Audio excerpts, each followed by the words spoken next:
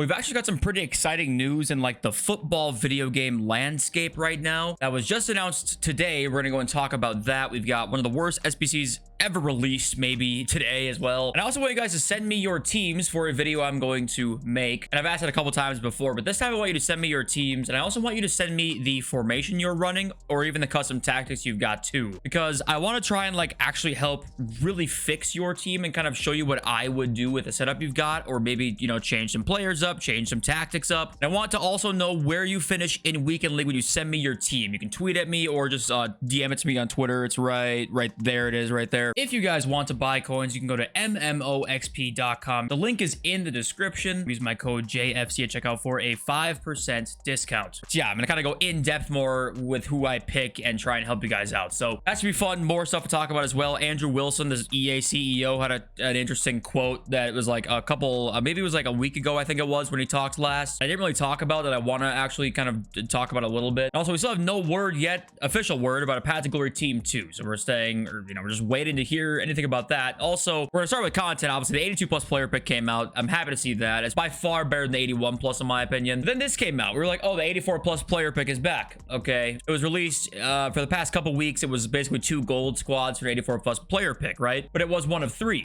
Now it's one of 4, and I thought, okay, maybe they just upgraded it to try and be nice. Instead, it's a 1 of 4 84 plus pick, and it requires an 83 squad and an 84 squad, which in total brings us to around 25,000 coins or so. So, okay, what rating do I need to get in that pick to make my money back? Not even make a profit, just make my money back. Well, let's have a look. Okay, well, 89s, they're about 25k. Okay, 89s, I mean, that's still quite hefty, but well, also 25k are also 92s. They're also 25k. 93s are like 33,000. So you got to back a 93 to actually attempt to make a profit here out of a 1 of 4 84 plus pick. This is a terrible SBC. I don't know if this is a mistake or not. This went from 2 gold squads to an 83 and 84 squad with 1 extra slot.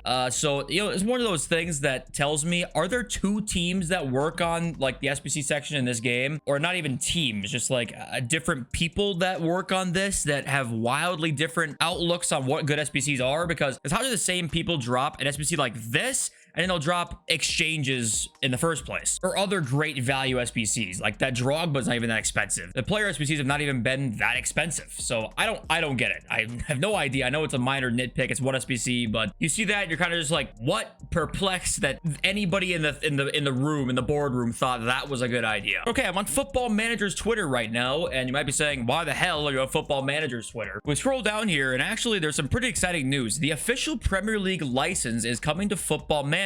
Now, I really have no idea how they did this. There must not be a strictly exclusive EA license when it comes to football video games. Maybe there's some sort of distinction that Football Manager has that eafc does not. Like, maybe there's a simulation football aspect that Football Manager kind of is, but does it qualify as like the same kind of game genre? Not really. But it is interesting that they've never had the license before, and now we finally get a different football game with the official Premier League branding that we've not seen in pretty much a decade at this point. It does show you that these types of leagues are like willing to work with other partners. Say 2K came in and offered a shit ton of money and be like, hey, you know, let us be the exclusive partner for you. It shows you they'd be willing to, you know, actually discuss and not just say, hey, we have a relationship with EA, we're gonna work with them when our contract expires, etc., etc. I think it's very interesting that the Premier League license is coming to Football Manager, and it was making, you know, a lot of waves and stuff like that. It's the official logos, kits, and player photos coming as well, so that's also pretty exciting. They've also announced it as a multi-year partnership, and licensing is important. You know, it's not everything, but it definitely needs to be there to a certain extent. The fact that UFL and 2K and Goals could potentially get licenses is a good sign here. But then we got this, we're starting to hear more and more rumblings from, you know, certain people out there saying a lot of leaks about open world features in FC25. Once again, as of right now with FC25 leaks,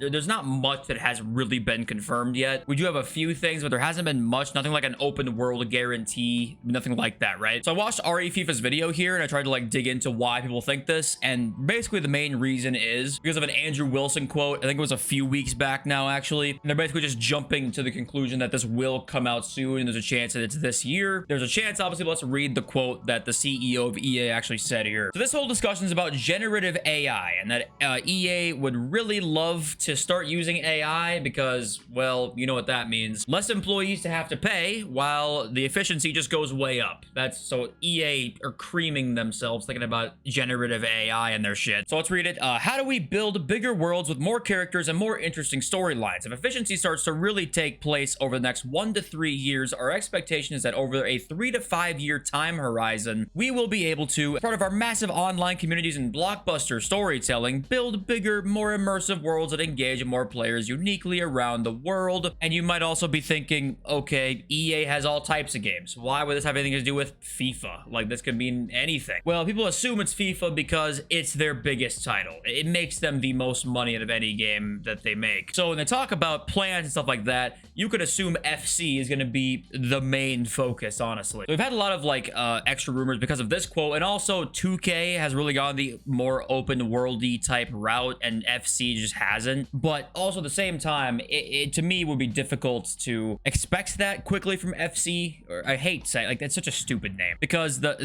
microtransactions are so tied into the career mode and into like the open world style in 2K that's different, and FIFA just won't. It's not as easy as that. Ultimate Team is their biggest moneymaker and it's not even close. What would making an open world help with that, unless they can think they can really grow the monetization of pro clubs a lot? I'm not really too convinced we'll see this very soon. But I am confident we will see, though, is a lot more AI development of things, which you be the judge on that. We don't really know a lot about what that could even look like yet, what kinds of AI they'll be using to develop these kinds of things. I mean, we don't know what this will look like because it's unprecedented. We've never seen anything like this. So I can't say, I mean, it could go great. It could be a catalyst to just bigger and better games, or handing Electronic Arts, a $30 billion company with its consumers' interest at zero part of their forefront of their thinking, because they don't give a flying fuck. Handing them a tool that we don't really know the full extent of and how good it's going to be, what it's going to look like, the power of it, perhaps. Surely that won't go wrong. And also, if you played the UFL beta, it's absolutely hilarious that we go from like a normal football game, seemingly, with obviously it has its flaws, but it just kind of feels like a normal football game. And you go and play FUT Champs on this game, and you're constant pressed all goddamn game. The middle of the field is like a clogged toilet of 22 players that you're like, what am I playing?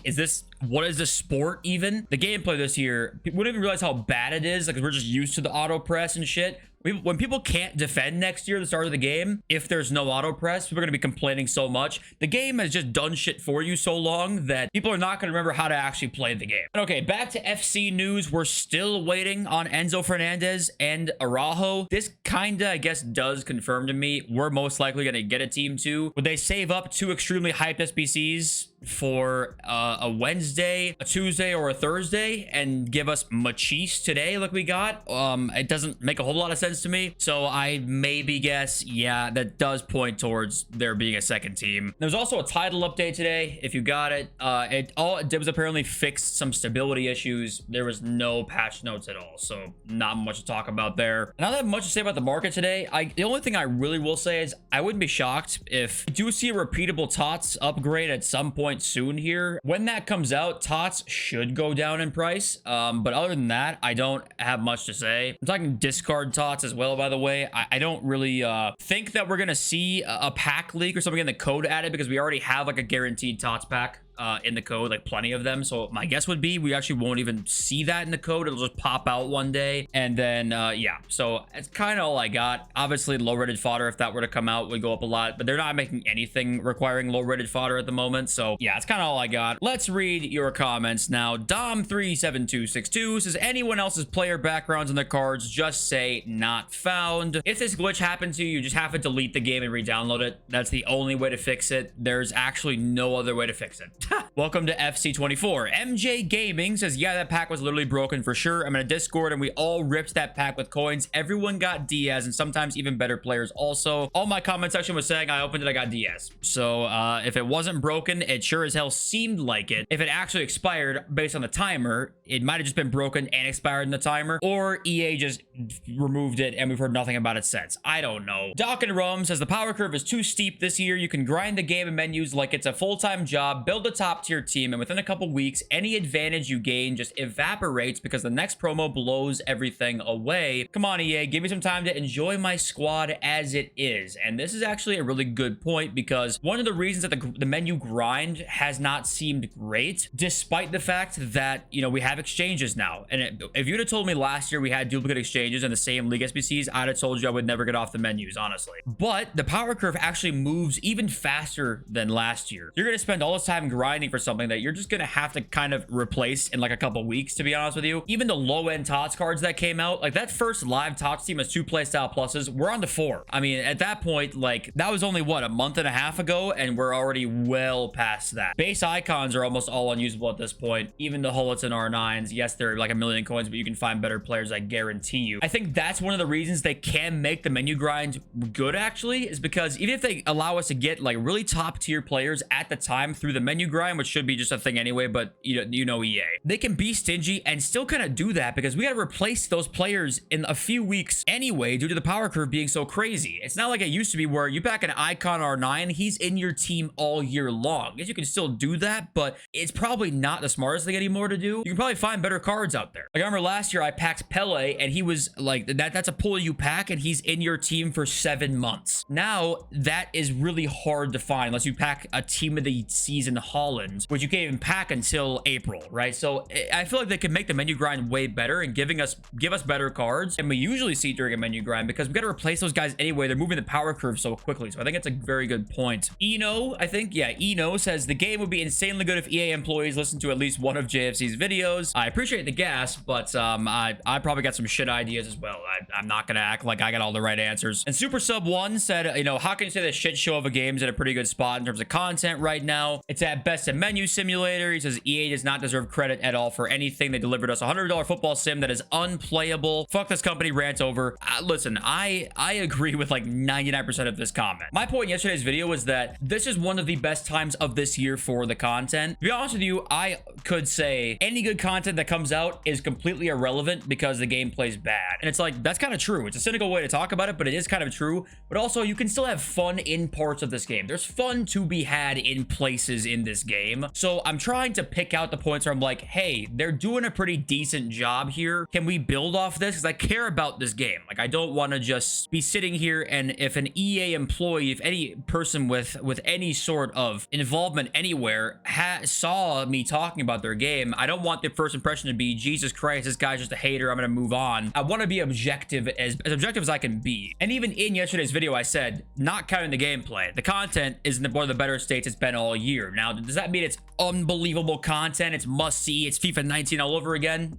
Hell no. I was making more of the point, it just shows you that they know what we like, but they won't give it to us until they absolutely are like, here we've made our 7 billion in here, just take the scraps. That's kind of where I was going with yesterday's video, and I totally agree. They made us pay for a broken game. This game was broken on release. Like, let's not get it fucked up. This game was broken. If you've watched me all year, however long you've been here, you know I tend to shit on them when I get the chance to. I just don't want to overdo it, and sometimes I feel like I do overdo it, but at the same time I want to be objective. So it's a tough balance. I never want to sugarcoat anything, and then also give you guys a voice too with what you feel in the comments and, you know, talking to y'all. So by the way, Super Sub, you're a member of the channel, thank you so much. If you become a member of the channel, by the way, self-plug, you can literally send me anything and I'll reply to you. You can send me video clips so I'm going to coach you. You can send me a team that you want me to help with. You can ask me any question you want to. You can do anything if you're a member and I will reply to you. And you also help me so much with the dream of making this a job. But hey, if you manage to make it here, I love you and thank you for being here. Subscribe if you're new. I'll see you next video. Peace.